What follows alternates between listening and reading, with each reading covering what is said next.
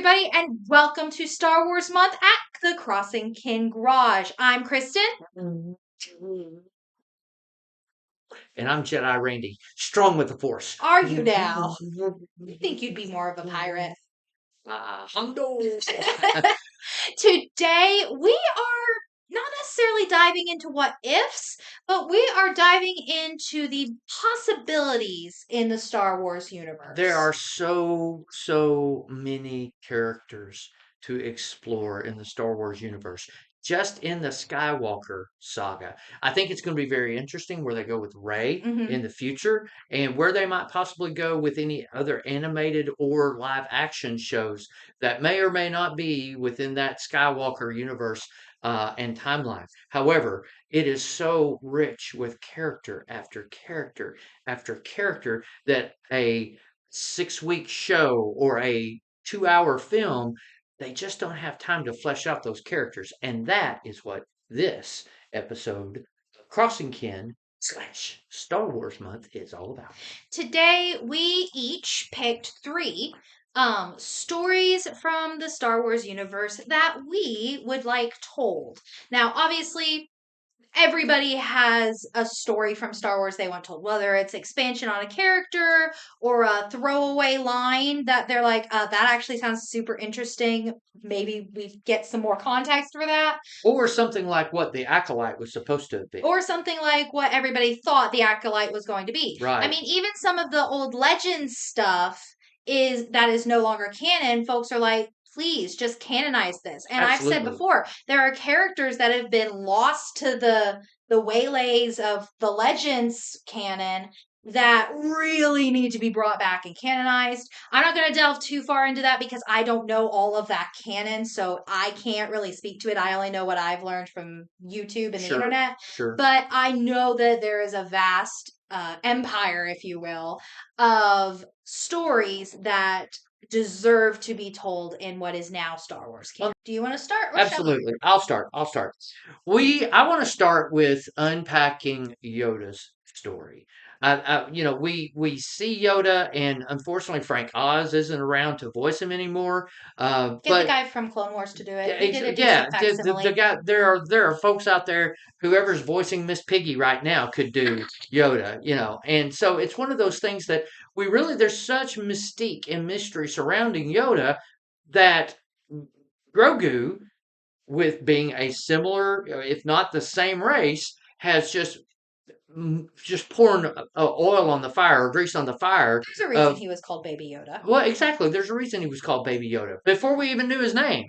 And so we really want to understand more about that race and why in all of the Star Wars universe, there's only been 2 of them so far. Yoda and Yaddle, and now Grogu, so 3. Okay, Yaddle, I forgot about that. Well, she's only in one episode, little 6-minute short in the Tales of the Jedi. That's right. So voiced by Bryce Dallas Howard. That's cool. That's very cool. So I really would like to see more. And why? Answer me this. Riddle me this.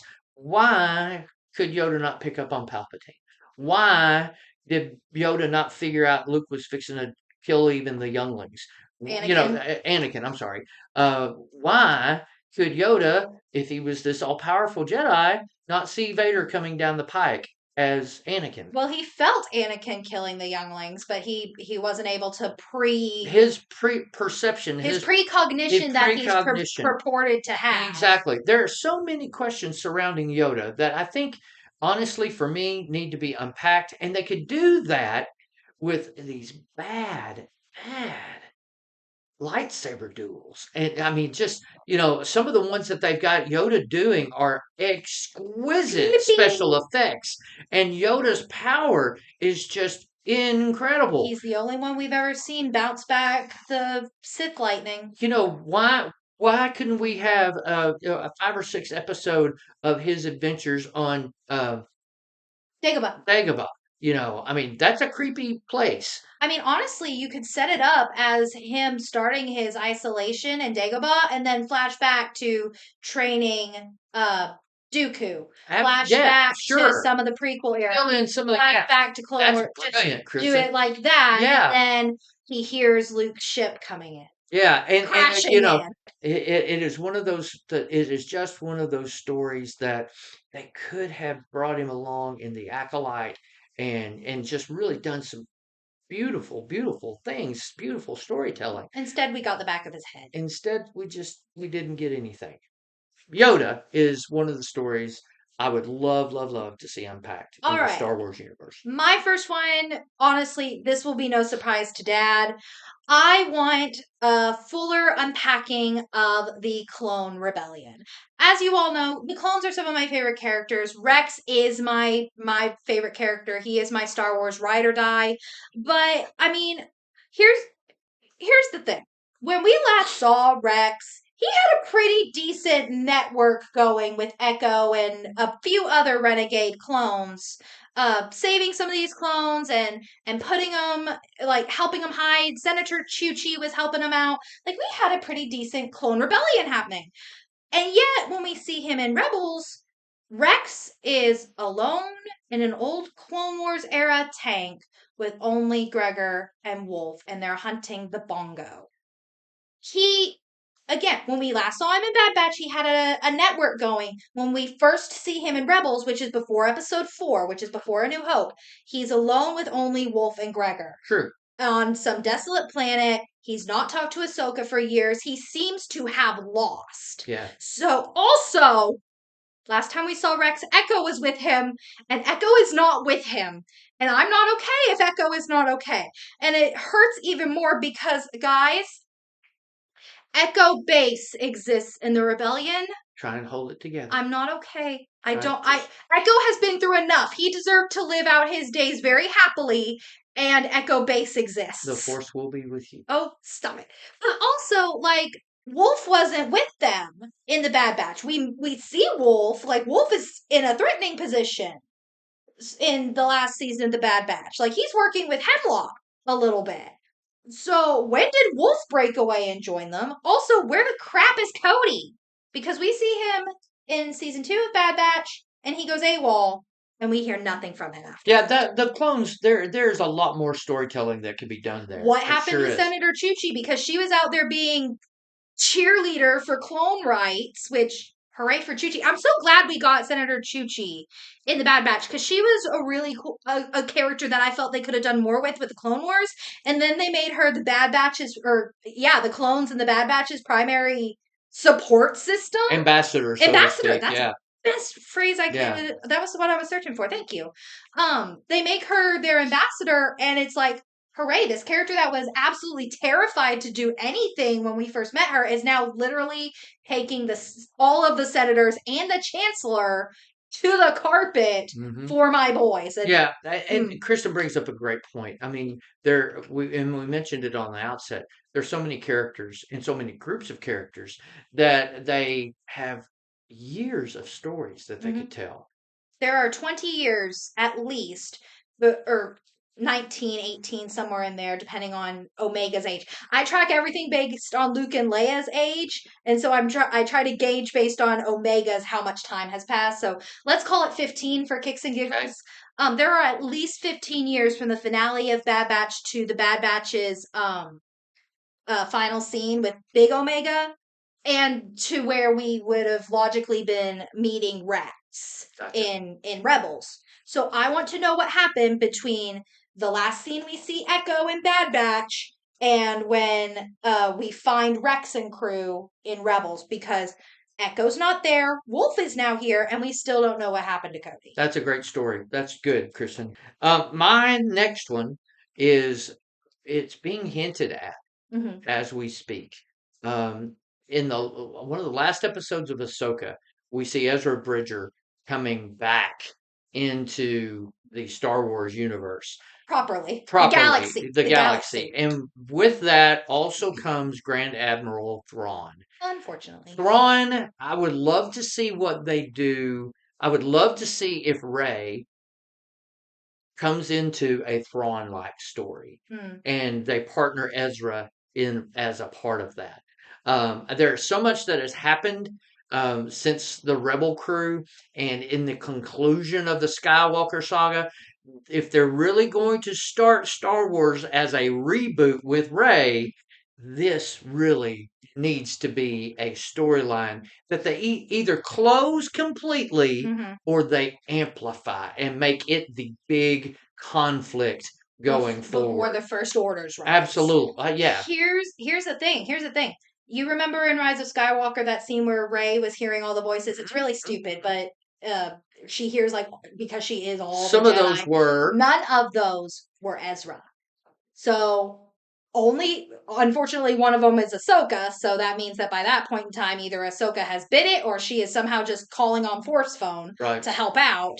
But none of them were Ezra. Well, Ezra wasn't in the universe. Yeah, he's back by this point. Okay, but Timeline time wise, wise, yeah, this race thing is happening after Ezra is back. right. So, logically speaking, if Ezra's not making that little force phone call with all the rest of the Jedi, because even freaking Luminara gets a line in that one, there is zero reason why I just want to Ezra shouldn't see. have been on that force phone call. So, technically, Ezra should still be alive in Rey's time. I don't I, know why I'm still using my pencil as I a. want to see something based off Timothy Zahn's books Mm, because those books are very, very good. And there's been a new trilogy come out around surrounding Grand Admiral Thrawn, mhm, and I think he is a better big bad than the Emperor Vader.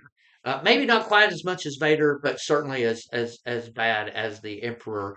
Probably a better character mm, because he seems so much more intelligent while also having some aspects of mercy, mhm. in the process. And so it to me, Ezra and Grand Admiral Thrawn's story is one we need to finish. So, Your next one. my next one. I have listed Ventress Redemption / The Dark Disciple. Now, for those of you That's who a don't good idea. Now, for those of you who don't know what The Dark Disciple is, it is a book that is now considered legends, mostly because Ventress is no longer dead. In that book, apparently, Ventress dies at the end, saving Quinlan Voss, with whom she has now fallen in love. She and Voss have this whole thing like she kidnapped him, brainwashed him, turned him to the dark side. She wound up actually being like, you know what? This guy's kind of pretty all right. I kind of like him. So she undid her brainwashing. Turns out he's like, I mean, I would have done the same to you if we were in different. Yeah, So, like, they vibe off of each other, and Ventress then winds up being one of the best anti-heroes in the oh, entirety of Star absolutely. Wars universe. But like, I want to explain how she survived to the point of the Bad Batch because last time we saw her was Mhm. during Ahsoka's trial arc. Anakin was choking her, and then he lets her go, and then we never see her again. Right. I want to know if she is with Quinlan Voss. We know from the Obi-Wan show that he survived Order 66, so we know he's out there somewhere. There's no reason why he couldn't be with Ventress. I want to know if she makes it much long past her appearance in Bad Batch, and if so, did she maybe seek out Luke to help start the Jedi because she had a yellow lightsaber? She's not a Sith anymore. Right. Um, I'd like to see a little bit more of her past. We only got a tiny little taste of it during her Night Sister True. arc, and apparently in Legends, she was basically after her master died, she took over that planet where her master was training her until Dooku came along and asked her to be his assassin. And if Quinlan is there, I want to know how he survived Order 66, and I want to know if he sought out Ventress, or maybe if Ventress is the reason he did survive, because I think he was on Coruscant at the time of Order 66. I could be wrong. He might have been out on a planet, but again, there's every chance that they just happened upon each other during Order 66. There's every chance Ventress was on the list for Order 66 because Palpatine would know she's alive. Yeah. Anakin would have told him that he went to talk to Ventress about it. And by that time, she would have been sort of working for the rebellion. A little You bit, like know. she never really works for the rebellion, but she's a bounty hunter. Right. Right. She works for whomever will pay her. Right. I keep forgetting who actually reached out to her. I want to say it was Ming Na Wen's character for Bad Batch that reached out to Ventress. So I mean, she's friends with Fennec. So if we ever see Boba Fett again, why not just bring on live action Ventress? Obviously, I would prefer Ventress to stay animated just because I like her animated Right. form. Right. I think it would be hard to live action her Unless you do CGI. unless you do CGI, Yeah. and I don't. I think that would start getting That would be Uncanny a Valley. disservice. Yeah. That'd start getting Uncanny Valley, and I can think of a few actresses that would probably do her justice. I think Anna Taylor Joy would do I'm decent. You're familiar fine. with that. She voiced Princess Peach Okay. in I think I think, in the Mario in the movie. Mario movie. But yeah, there are a few actresses I think could pull off Ventress. I mean, Karen Gillan's already been a bald True. protagonist. She Yep. could probably do it really well. Yep. But yeah, I think Ventress is a deep enough character that she could take an entire show or at least a 2-hour film. Yeah. And I would really like to know Quinlan's status with her. Sure. I have talked and spoken You and ranted. shouted You ranted a little bit in our and Skeleton Crew ranted review. and Skeleton Crew Skeleton Crew made it that just a close. It was just that you just hand further into that ship, right there, you were almost there. and you didn't. And you didn't. Why didn't you? Why didn't you? We don't understand. Hondo. Or, make a whole bounty hunter series. Pirates. Let me expand on that. I mean, between the bounty hunters and the pirates, they could have their Tales own. of the Absolutely. I mean, between Cad Bane, Fee, from Bad Batch. Hondo. Tex- Hondo is who he is primarily talking about. I want more Hondo. I just want more Hondo. I think that something happens to Jim Cummings. Definitely. I think you hire an actor with the same body fit and let Jim Cummings do what you did with Cad Bane for Boba Fett. Exactly. And that was wonderful what you did with Cad Bane. But I think that whole why is there a need for bounty hunters? Where did the pirates come from? How did all of this just explore? And Skeleton Crew would have been the perfect place to have brought a live action Hondo. Started it. They just went down that pathway and they just left you out there. They just show left you you his hanging. ship. They show you members of his crew. That's what's And even worse. it's one of those things where only the writers understand why they didn't do it. But I really think Hondo, as much of a character as he was in Rebels, as well as Clone Wars, and as well as Clone Wars, Hondo he is the titular pirate who needs to be able to perhaps maybe tell the pirates stories, and let Cad Bane tell the bounty hunters stories. I think there's these Hondo story time. These bad guys that you love, that really, really, really, those characters need to be explained a little bit further. And some of them were so over the top, Cad Bane, Hondo, that they need their own treatment. And Disney, you guys at Hondo have the exact same slogan. I smell profit. Why you not bring the man that could bring you profit? Except Disney just doesn't seem to want profitability anymore. Not really, no. But that's a discussion for another day. Whole other crossing. But anyway, and again, Hondo in canon, I looked it up. In canon, Hondo survives at the very least to the sequel trilogy because he helps out the Resistance after the Battle of Crate. He's gone legit. He has a whole shipping business. He's gone Orlando Calrissian. And he's helping out the Resistance because Hondo's never going to help out the Empire. He doesn't do that. He is in it for himself. Anytime he looks like he's helping out the Empire, he's actually helping out Ezra for himself. Right. It's hilarious. Hondo's is that next character. Yoda, Ezra, and Thrawn, and Hondo. Those are my 3 storylines that I really wish Star Wars would flesh out a little bit better. All right. Kristen, what's your last one? Obi-Wan and Satine. Now, let me actually read what I've got written here. Tell it as a flashback. Either Obi-Wan while in exile, having a dream or whatever, or Bo/Corky finds an old data log, like a diary of Satine's, and we see Obi-Wan and Satine's meeting. We see their time on the run together with Qui-Gon when those two were her protection detail. Have a dream sequence of Obi-Wan imagining what a life with Satine would have been like if she had asked him to leave the Jedi. Because again, in Clone Wars, he said, had you said the word, I would have left the Jedi Order. Now, granted, all of Star Wars would be different for that. And honestly, there's every chance all of Star Wars would have been majorly different because some crap that goes down with Obi-Wan is part of what pushes Anakin a little bit further. True that, down to the dark side. Dark side. Yeah. Again, I'm not blaming Obi-Wan here. There are some who do blame Obi-Wan. I'm not blaming Obi-Wan.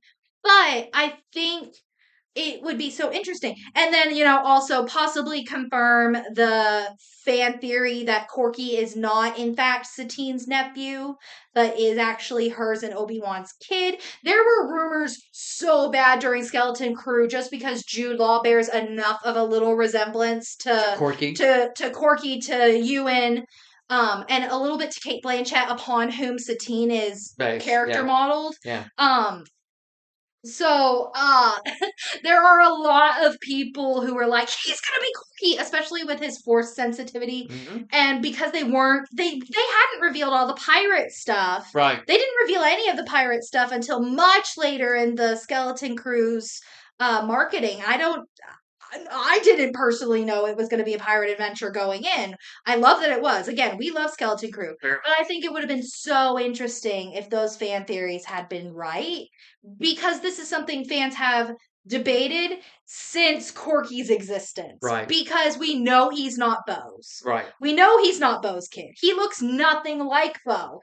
He looks almost exactly like Satine and Obi-Wan's animated character models. Yeah. Very good. So it's one of those things. I'm not championing for it. Don't get me wrong. I think it would be very interesting. I think it would be very cool because it means we now have a Kenobi out there, Right. because they didn't take the bait and make Rey a Kenobi. Mhm. We could have. It would have been so easy. Have her be Corky's kid. It's easy. She's the only British person that was allowed to be British in the sequel trilogy. Again, so many missed opportunities with the sequels. It hurts.